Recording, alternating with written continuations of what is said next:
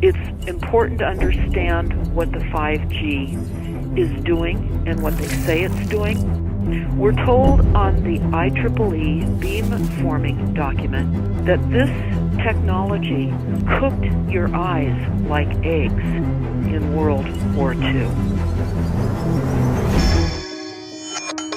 We live in a world now where everything has to be black and white. You're for us or you're against us. You're good or you're bad. You're black or you're white. 5G is a weapon. It's used by the military.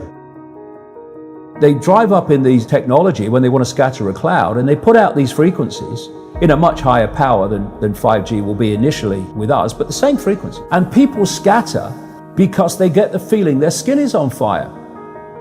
Because the human body, including the skin, is an antenna. It interacts with frequencies and it receives and transmits information. At the cutting edge of understanding of DNA, scientists know that DNA is a receiver-transmitter of information. And we are electromagnetic, electrical organisms, transmitters and receivers of information. When our electromagnetic fields are in balance and harmony, we have health. We have psychological health and we have physical health. The reason that this technological society is causing so much psychological and quote, physical disease is because these frequencies, technologically driven, and we live in this Wi-Fi world now and all the phone masts and all the rest of it, these technologically generated frequencies are scrambling the balance of the human electromagnetic electrical communication systems. And if you scramble them, you create a state of disharmony, dis-ease, which plays through to physical and mental, emotional, psychological dis-ease. And there's another point to this. The brain processes information electrically. It communicates with the cellular structure electrically, and it operates within a certain band of frequency. If you can broadcast frequencies carrying information and perceptions within the frequency that the brain decodes information, the brain will decode those frequencies and will have those perceptions. You can externally, even without connection to AI, although that's the piece de la resistance, if you like, that's the kind of holy grail. But even before that, you can influence people's perceptions externally by broadcasting these frequencies that we interact with, because we are antenna. Now, some decades ago, there was a guy who worked out the frequencies of different emotional states. This is long ago. I mean, it's very, very sophisticated now. So every thought, every emotional response is a frequency. It generates a frequency, and it is of itself a frequency. Hate is a frequency, and it's different to love. You know, when you are in a room and there's lots of aggression and conflict and hatred, you feel it.